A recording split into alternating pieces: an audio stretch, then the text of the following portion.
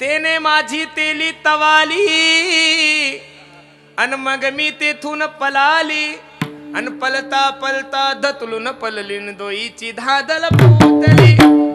घागर फुटली ना काळजी करू नको. अगं ऐक ना, माझे दुल दे फुटले मग मी ललत बथले तिकलून आले छालंग पानेन मला पोता ती दलले. काय सांगू तुझे बाई काय सांगू तू. गवळणी यशोदेला सांगू लागला, ए यशोदे तुझ्या पोराला समजून सांग, रात्री घरी येतय दही दूध खातय, बरं खाय नका पण दया दुधाचा नासोडा करतय. जगातली कोणतीच माय असे नाहीये महाराज की त्या माय माऊलीला आपल्या मुलाचे गुन्हे खरे वाटतात. आणि आईला जर आपल्या मुलाचे गुन्हे खरे वाटत असेल तर ती आई म्हणायची तरी कशी, हा प्रश्न आहे. यशोदेनं पदर खवला आणि सांगू लागली, बाळ सगुण गुणाचे ताने बाळ दिसते गोजिरवाने काय सांगता गऱ्हाणे ग गोकुळच्या नारी. 5 वर्षाचे माझे बाळ अंगणी ग माझ्या खेळ का लटकाची घेता आळगे गोकुळच्या नारी. नाराज झाल्या बिचाऱ्या, घरी गेल्या. शेवटच्या कोपऱ्यामध्ये गवळण राहत होती. का गे गेल्या होत्या ना तुम्ही यशोदेकड.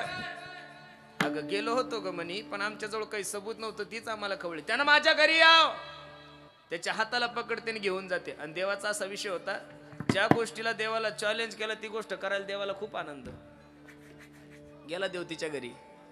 दही दूध तूप लोणी सगळं खाल्ल्यानंतर सगळे गोपाळ पळू लागले. देवही पळायला लागला. गवळणीला जाग आली, तिने हात धरला. का रे मेल्या, काल तर तुझी माय मोठी म्हणत होती तुम्ही 12 घरच्या 12 गे, तुमची एवढीच रीत, चाल तुझ्या आईकड. देव रडायला लागला. ए बाई एवढ्या वेळेस मला माफ कर ग, परत तुझ्या मतदारसंघात मतदान मागायला येणार नाही, एवढ्या वेळेस तर माफ कर. नाही चाल तुझ्या आईकड. फर फर फर फर फर फर वडत घेऊन चालली. देव म्हणी का ग 1 तास झाले, एक हात धरला, जरा दुसरा हात धर की. दुसरा हात तिच्या हातात देऊस तर देवाने तिच्या नवऱ्याचा हात तिच्या हातात दिला आणि देव गेलो पळून. आता ती बघायची त्यावेळेस तिला दिसायचा देव, आणि गावातील लोक बघायचे त्यावेळेस गावातील लोकांना दिसायचा तिचा नवरा.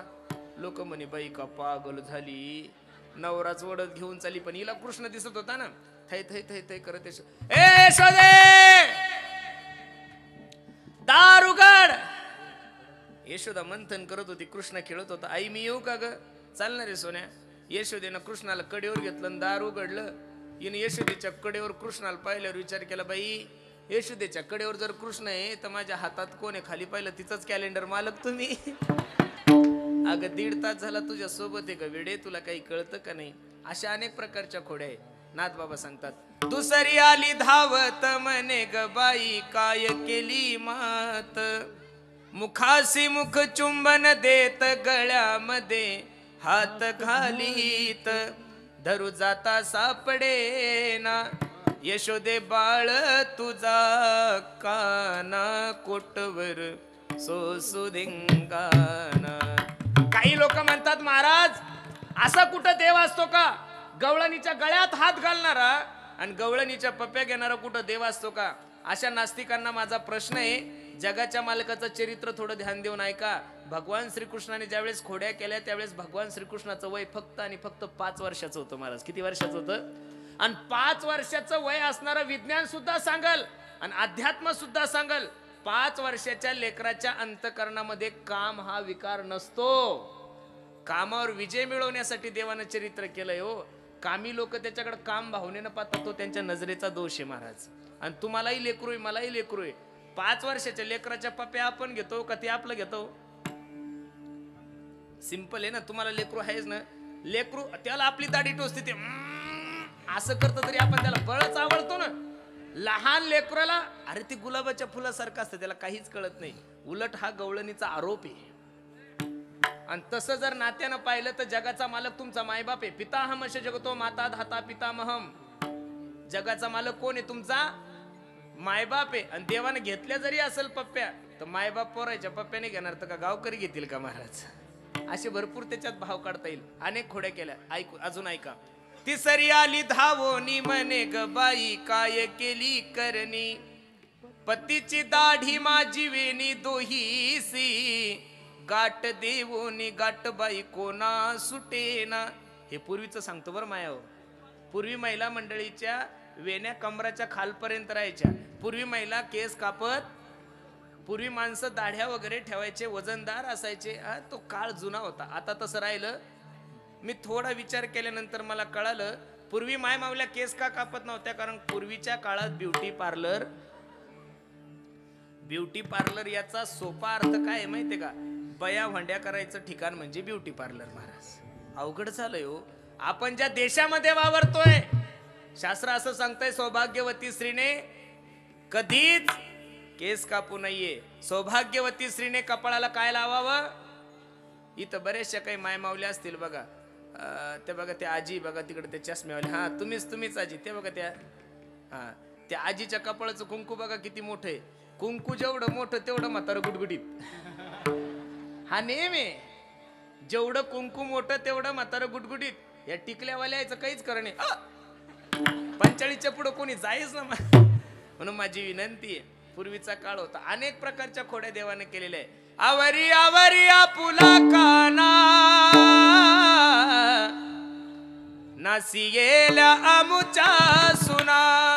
सगळ्याच्या खोड्या झाल्यानंतर त्या गावामध्ये एक तोत्री गवळण होती. ती बरोबर 12 वाजता आली आणि यशोदेला म्हणू लागली, यशोदे तू काहीतरी नाश्ता करून आली असेल, आम्ही काहीच खाल्लेलं नाही. आणि ती यशोद्या सांगू लागली यशोदेला, ऐक ना यशोदे, काय सांगू तू ते बाई, काय सांगू तू ते, काय सांगू तू ते बाई, काय सांगू तू ते. यशोदा म्हणली, काय सांगू नको सांगू, लवकर सांग.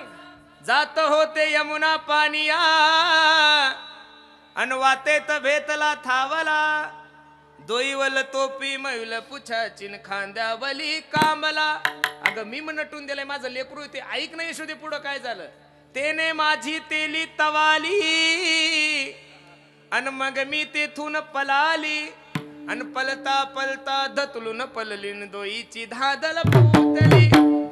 घागर फुटली ना, काळजी करू नको. अगं ऐक ना, माझे दुल दे फुटले, मग मी ललत बथले, तिकलून आले छालंग पानेन मला पोता ती दलले. काय सांगू तू ते बाई, काय सांगू तू ते, काय सांगू तू ते बाई, काय सांगू तू ते.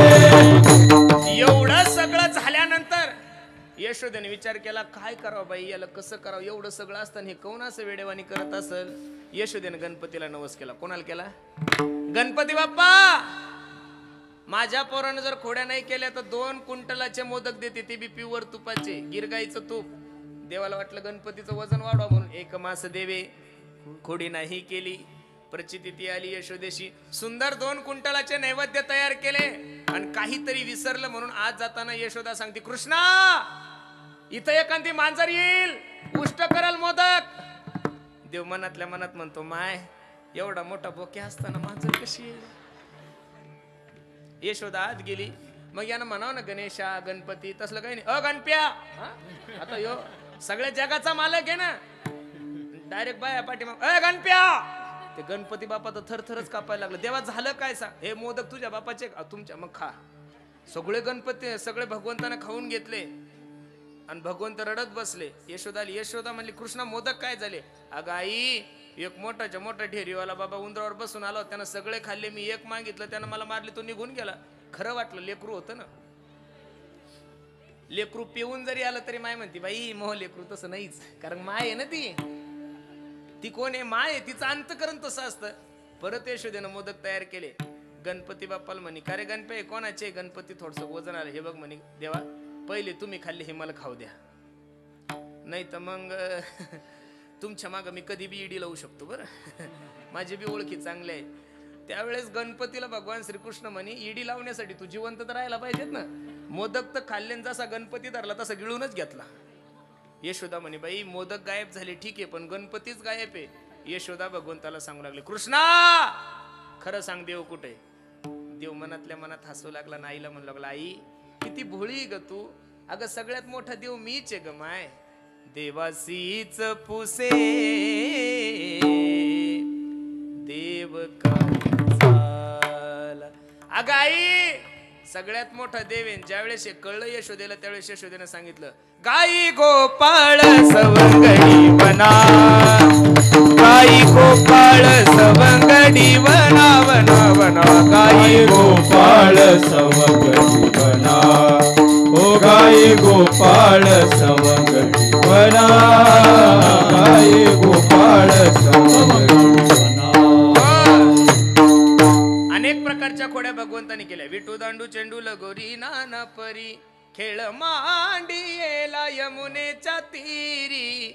तिथं सुद्धा भगवंत खेळू खेळू थकले. मग चला वळू गाई बैसू जेऊ एके ठाई, भाऊ केली वन वन पायी पिटी झाला असे ना. भगवंताने सर्वांना एकत्रित केलं, सर्वांच्या शिधोऱ्या एकत्रित केल्या. आणि पहिला काला माझ्या भगवंतानी यमुनेच्या किनारी केला. शुकाचार्य भगवान राजा